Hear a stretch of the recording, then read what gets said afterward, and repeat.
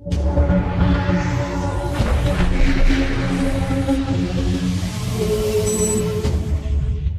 की स्टोरी बहुत ही ज़्यादा इंटरेस्टिंग है क्योंकि ये स्टोरी 3 स्टोरी में डिवाइडेड है, तो ध्यान से सुनिएगा। मूवी के स्टार्ट होते ही हमें स्टोरी नंबर 1 बताई जाती है, जो कि किंगडम ऑफ लॉन्ग ट्रेलिस में एक राजा और एक रानी की है। राजा जो कि अपनी रानी से बहुत प्यार करता था और उनकी विश थी कि उनकी रानी हमेशा खुश रहे, लेकिन अनफॉर्चुनेटली रानी कभी माँ नहीं बन सकती और इस बात को लेकर वो काफ़ी सैड रहती थी। वैसे तो राजा पूरी किंगडम से डॉक्टर बुलाते थे कि वो रानी का ट्रीटमेंट कर सके, लेकिन किसी के भी समझ में कुछ नहीं आता और वो उनकी हेल्प नहीं कर पाते थे। फिर एक दिन राजा अपने कैसल में कुछ सर्कस वालों को बुलाते हैं ताकि वो लोग उन्हें एंटरटेन करें और रानी का दिल भी बहल जाए। लेकिन सर्कस में आने वाले लोगों में एक वुमेन प्रेग्नेंट थी, जिसे देख रानी का मूड और भी ज़्यादा खराब हो जाता है और काफ़ी गुस्से में आकर वो वहाँ से चली जाती है और अपने रूम में जाकर रानी चीज़ों को तोड़ने लग जाती है। राजा अपनी रानी से प्यार करता था और वो उन्हें यकीन दिलाता है कि उनके लिए वो कुछ भी कर लेंगे। और अगले दिन कैसल में एक लंबा पतला बूढ़ा आदमी आता है जो क्लेम करता है कि वो इस मैटर में रानी की हेल्प कर सकता है। राजा उससे कहते हैं कि इसके पहले भी बहुत लोग आ चुके हैं और ऐसे ही बोलते हैं, लेकिन कोई भी हमारी हेल्प नहीं कर पाया, तो तुम इतनी यकीन के साथ कैसे कह सकते हो। तब वो आदमी उससे समझाता है ये पॉसिबल है, बस सवाल ये है कि तुम बच्चा लेने के लिए किस हद तक जा सकते हो। जिस पर वो कहते हैं आखिरी हद तक। वो बूढ़ा आदमी कहता है कि मैं जानता हूँ कि नेचर कैसे वर्क करता है और पूरी दुनिया एक बैलेंस में है, और कहता है कि अगर तुम एक ज़िंदगी हासिल करना चाहते हो तो उसके लिए तुम्हें एक ज़िंदगी सेक्रीफाइस भी करनी पड़ेगी ताकि सब कुछ बैलेंस में रहे, कुछ भी इम्बैलेंस ना हो। और वो लोग इसके लिए एग्री हो जाते हैं। राजा को टारगेट दिया जाता है कि वो सी क्रिएचर का शिकार करेंगे, जिसे मारने के बाद उसका दिल निकाल लिया जाएगा और उस दिल को एक ऐसी वुमेन कुक करेगी जो अभी तक प्योर और बिल्कुल अकेली हो, जिसे बाद में रानी खा लेगी और वो प्रेग्नेंट हो जाएगी। क्योंकि उन लोगों को बच्चा चाहिए था, तो राजा सी क्रिएचर के शिकार के लिए निकल जाते हैं और उनका टारगेट उन्हें एक रिवर में मिल भी जाता है, जो एक बहुत बड़े साइज का व्हाइट कलर का मॉन्स्टर था।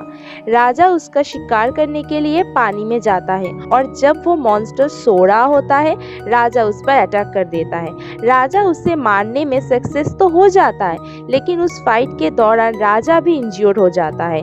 राजा इतना ज्यादा इंज्योर्ड हो जाता है कि वहाँ पर ही उनकी मौत हो जाती है, लेकिन तब तक राजा उस मॉन्स्टर का दिल निकाल चुके होते हैं और रानी खुद उस दिल को एक कपड़े में पैक करके कैसल में ले आती है।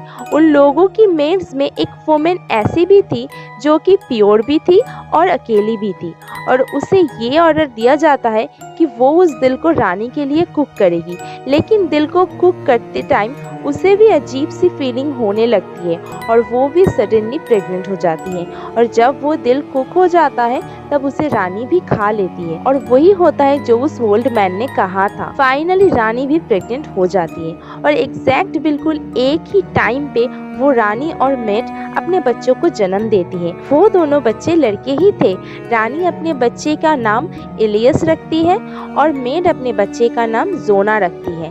फिर कहानी 16 इयर्स के बाद दिखाई जाती है, जहां वो बच्चे अब बड़े हो चुके थे। रानी अपने बेटे के साथ बहुत खुश थी, जैसे उसे एक न्यू जिंदगी मिल गई हो। वो दोनों बच्चे एक ही दिन पैदा हुए थे और वो नॉर्मल बच्चों से थोड़ा अलग भी थे। उनके पूरे हेयर्स व्हाइट कलर के थे, जो बिल्कुल वो सी मॉन्स्टर को रिप्रेजेंट कर रही थी, और वो देखने में भी बिल्कुल सेम थे। वो दोनों ट्विंस लगते थे। वो दोनों एक दूसरे के काफी करीब थे, एक दूसरे से मिलते जुलते रहते थे। उनकी फ्रेंडशिप भी थी, लेकिन महारानी को उन दोनों की दोस्ती पसंद नहीं थी। वो अपने बेटे को समझाते रहते थे कि तुम प्रिंस हो, तुम्हारी दोस्ती किसी मेड के बेटे के साथ नहीं हो सकती। लेकिन एलियस अपने मदर की एक भी नहीं सुनता था, और उसके बाद भी वो दोनों मिलते थे। और उन दोनों में ये एबिलिटी भी थी कि वो दोनों पानी में सांस ले सकते थे, और छुपने के लिए अक्सर वो उसी रिवर में जाया करते थे जहाँ पर उस मॉन्स्टर को मारा गया था। रानी अपने मेट को वार्न करती है कि अगर वो अपने बेटे को नहीं समझाएगी तो उसे और उसके बेटे दोनों को ही इस किंगडम से निकाल दिया जाएगा। लेकिन फिर भी वो लोग बात नहीं सुनते। वो मिलते थे और एक दिन वो तो लिमिट ही क्रॉस कर देते हैं। जोना एलियस के कपड़े पहनकर रानी के सामने चला जाता है और रानी उसे पहचान ही नहीं पाती कि वो उसका बेटा ही नहीं है, बस उसे शक रहता था। और जब उसे रियलिटी का पता चलता है तब वो जोना को किंगडम से निकालने का ऑर्डर देती है। एलियस उसे रोकने की कोशिश करता है लेकिन वो नहीं रुकता। जोना एक नाइफ से वहाँ पे एक ट्री के रूफ को कट करता है जहाँ से पानी बहने लगता है। जोना एलियस को कहता है कि जब तक ये पानी साफ हो तुम समझ जाना कि मैं जिंदा हूँ, और जब ये रेड हो जाए तो तब तुम समझ जाना कि मेरी जान को खतरा है। और ये कहते ही वो वहाँ से चला जाता है। कई मंथ गुजर चुके होते हैं और एलियस पानी देखने के लिए रोज आता है और एक दिन वो पानी रेड हो जाता है। तब वो समझ जाता है कि जोना की जान खतरे में है और कुछ तो प्रॉब्लम जरूर है, और वो अपने मदर को इन्फॉर्म किए बिना ही किंगडम से जोना को ढूंढने के लिए निकल जाता है। काफी तलाश करने के बाद उसे जोना का घर मिल जाता है। जोना एक लड़की से शादी कर चुका होता है। क्योंकि दोनों के फेस मैच होते हैं तो वो लोग उसे जोना ही समझ लेते हैं। और तब उसे पूछने पर पता चलता है कि जोना 5 दिन पहले जंगल गया था और अभी तक वहां से वापस नहीं आया। तब एलियस भी जोना को ढूंढने के लिए जंगल में चला जाता है और पीछे से रानी को अपने बेटे की बहुत चिंता हो रही थी। वो पूरी किंगडम में उसकी तलाश करवाती है लेकिन वो किसी को भी नहीं मिलता। और फिर वो उस ओल्ड मैन को बुलाती है और वो ओल्ड मैन एक बार फिर से वही डिमांड कर देता है कि अगर महारानी अपने बेटे को वापस लाना चाहती है तो जान के बदले जान देना होगा, और वो इस बात के लिए मान भी जाती है। जंगल में जोना कहीं पर फंस गया था और काफी इंजर्ड भी हो चुका था और तभी एक उड़ने वाला मॉन्स्टर उस पर अटैक कर देता है और उसे जान से मारने की कोशिश करता है। जोना की आवाज सुनकर एलियस जोना को ढूंढ लेता है और अपने तलवार से उस मॉन्स्टर को मार देता है।